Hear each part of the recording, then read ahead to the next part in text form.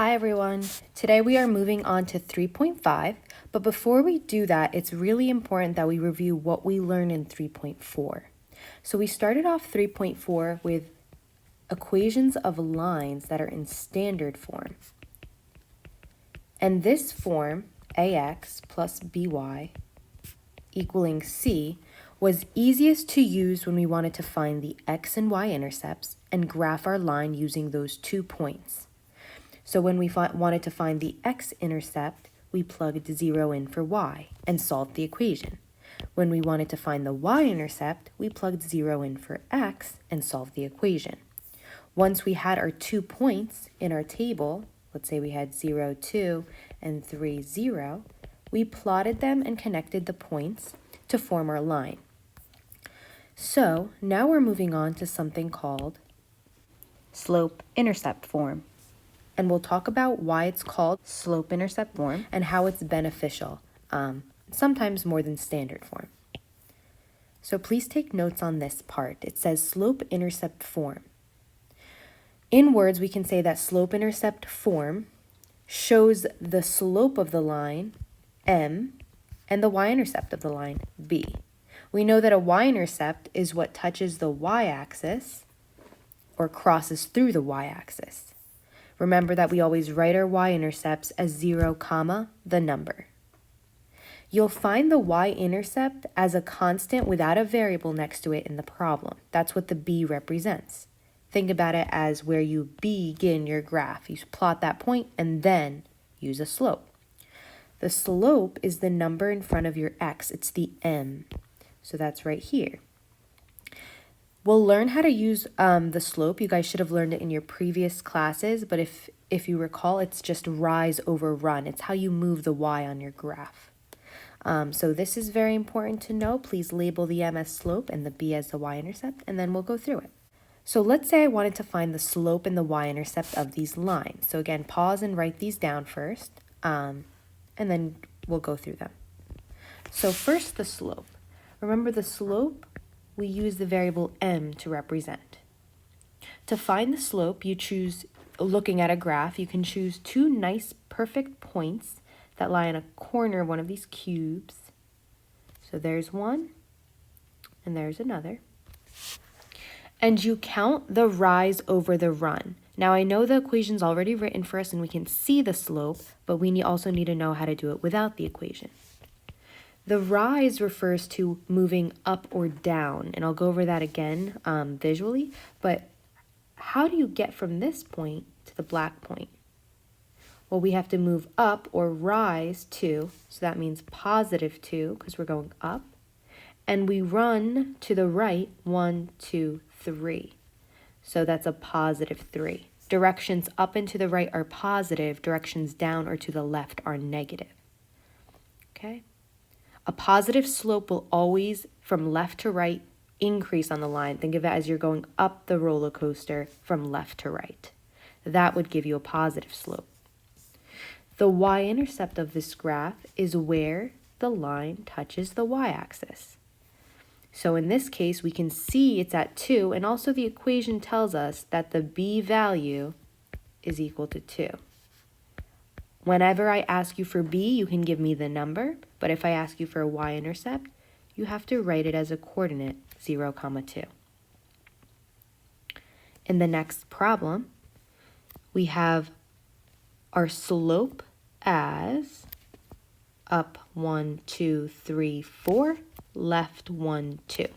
So up 4, we're thinking positive 4, left 2, we're thinking negative 2. Now, I'll show you where you can put the negative. You don't need to leave it down there. But first, let's simplify.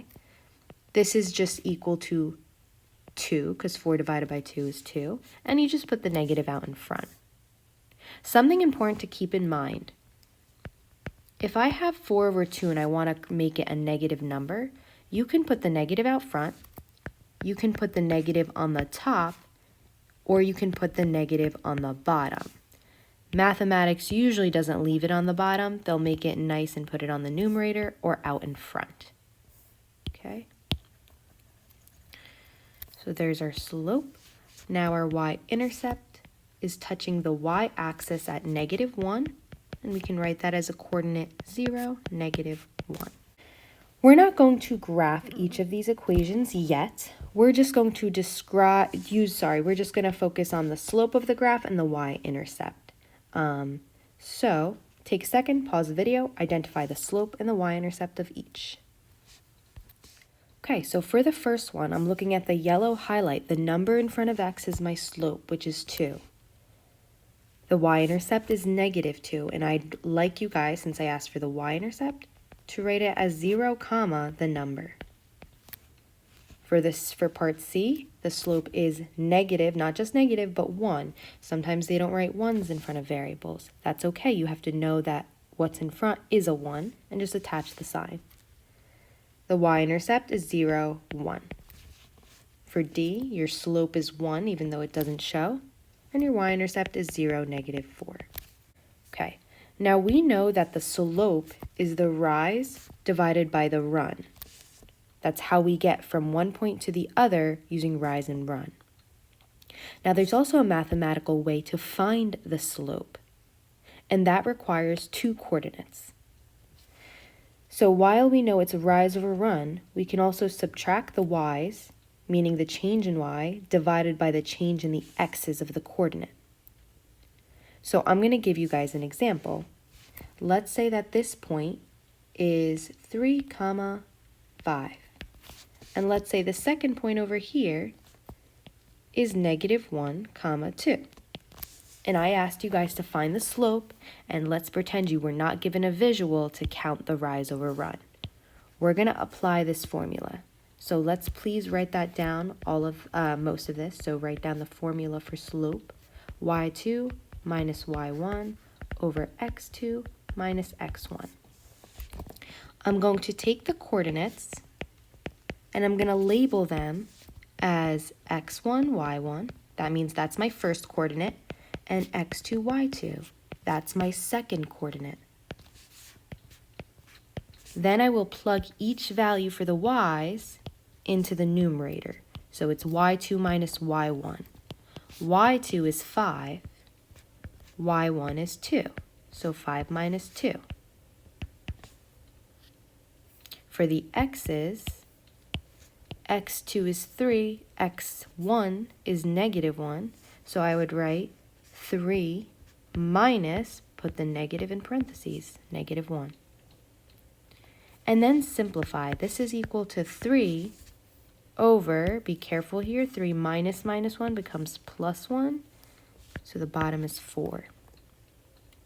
So now we know our slope is 3/4. Again, you would use this formula when it's not easy to find the slope using rise over run, or if you're not given a graph.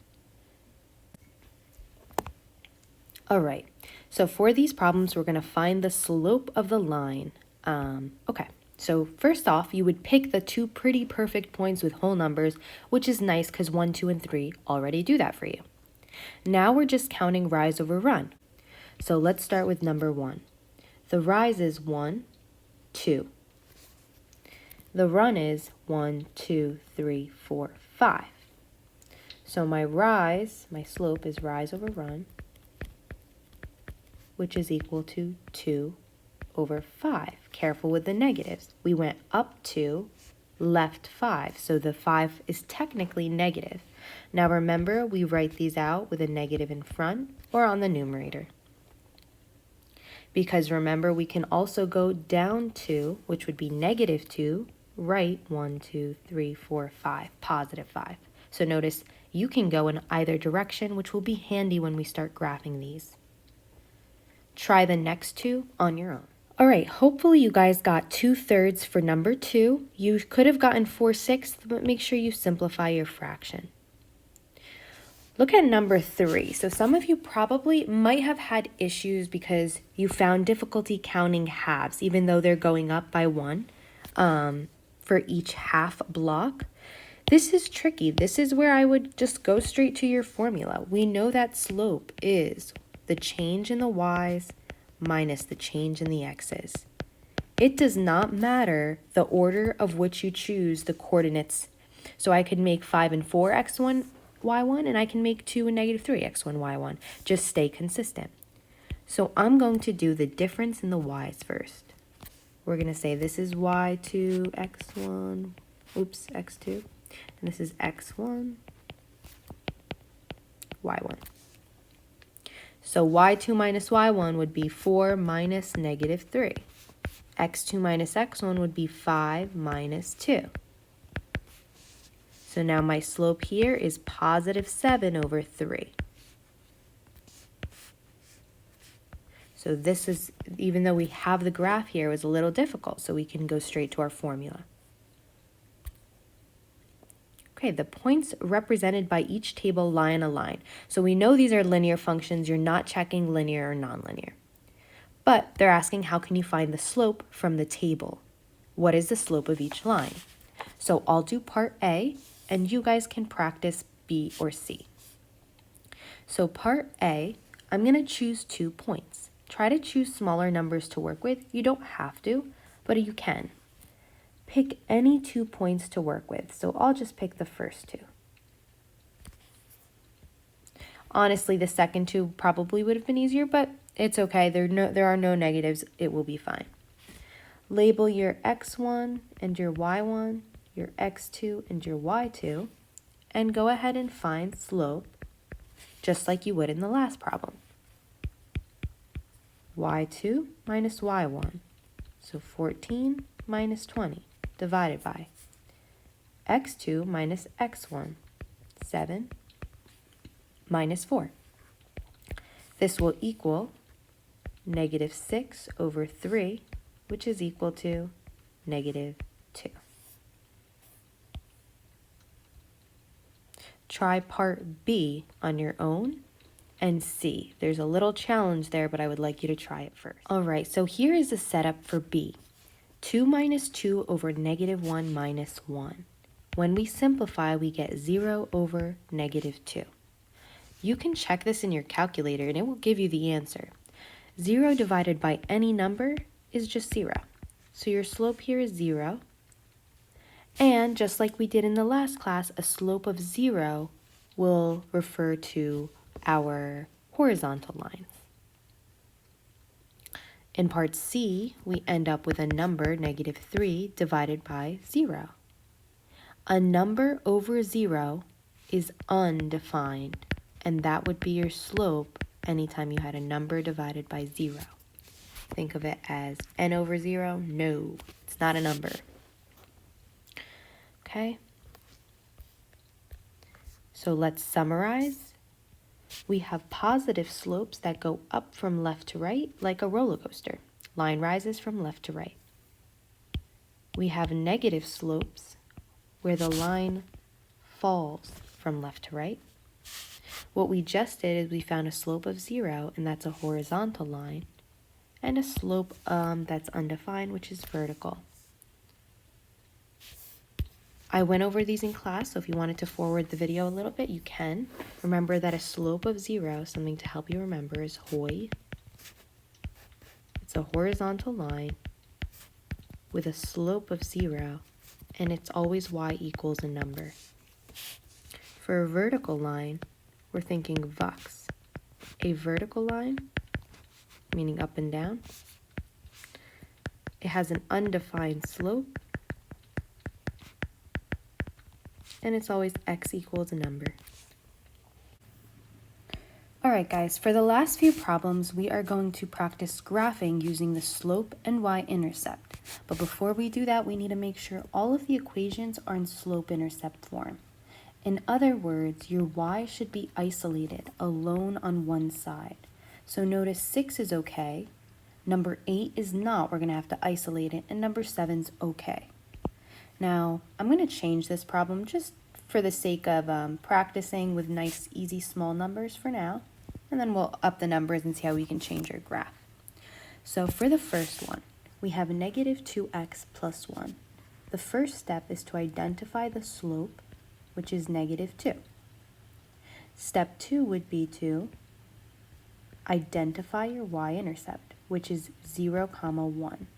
Again, b you can just write as 1, but I like to write the coordinate out no matter what to help me graph. So we know this is our y-axis, that's our x-axis. So we always start by beginning, think B, at the y-intercept, so at 1. Then I use my slope. My slope isn't written as rise over run, so I'm going to rewrite it as a fraction, -2 over 1. What that means is I can go down 2, 1, 2 down here, and to the right 1. There's my point. Negative means down, positive means right for the run. Now I can also write that fraction, remember, as 2 over -1. In other words, you can think that means I can go in the opposite direction, up to, left 1. So keep that in mind in case you get stuck and you can't keep going in your graph. So up to left 1, up to left 1, again, or down to right 1. Last step is to connect your points. Now you don't need 5 points, but just to make sure you're doing things correctly, sometimes it's nice to have more than 2. Okay. Next problem. Identify the slope and y-intercept first. Notice this is a special case. It's a y== equation where there's no x involved. So if you think back to our little shortcut, think hoi. This is a y=a number equation, and therefore it's just a horizontal line through the point 8 on the y-axis. So y=8. I'm going to go up by 2. So 2, 4, 6, 8 is right here. And remember, it is a horizontal line, so it's just a line through that point. The last one, I need to get y alone first. So I need to get rid of my x by subtracting it to both sides. Then I will have 4y is equal to, always write your x term first, so -x minus 10. My last step here is to divide by 4 to each term. The 4's here will cancel, and we're left with y is equal. I would write this slope next to the x, so -1 over 4, x minus, if you simplify that fraction, it's just going to be 5 over 2. This is a little tricky to graph, so I'm going to have you guys estimate it. You can put 5 divided by 2 in your calculator, and you'll get 2.5. And that will help us with the y-intercept. So for the slope, let's write that out. It's equal to -1 over 4. And my y-intercept, or my b value, is 0, -5/2. Now, you can either go up by halves. We don't have too much space on this graph, so I'm going to have you guys estimate. -2.5 is around right over here. It goes 1, 2, and then -2.5. Okay, and now we want to use our slope. We're going down 1, right 4. Again, it's going to be tricky with this one because we're estimating and I didn't go up by halves. So down 1 would be to the next half, right 4. 1, 2, 3, 4. We can also go up 1, left 4. 1, 2, 3, 4. And then we want to connect our line just like that. Notice our slopes for both number 6 and number 8 are negative, and therefore from left to right we should be decreasing, going down like a roller coaster from left to right. All right? Again, our horizontal line was a y== equation. All right, let's graph one more. This is an extra problem I'm adding to the notes. Okay, first write your slope. M is equal to -1 over 2. Now write your y-intercept. B is equal to 3 or 0, 3 for the actual y-intercept. This is where you begin your graph on the y-axis. So here's 3. My slope is -1 over 2, so the rise is -1, meaning go down 1 to the right 2. Down 1 to the right 2. I can also go +1 and -2, so meaning up 1 left 2. And then go ahead and connect. Okay. I gave you guys another negative slope. So again, a positive slope line would look like that. We'll practice this more in class, and then we'll do part 2 where we apply this to word problems.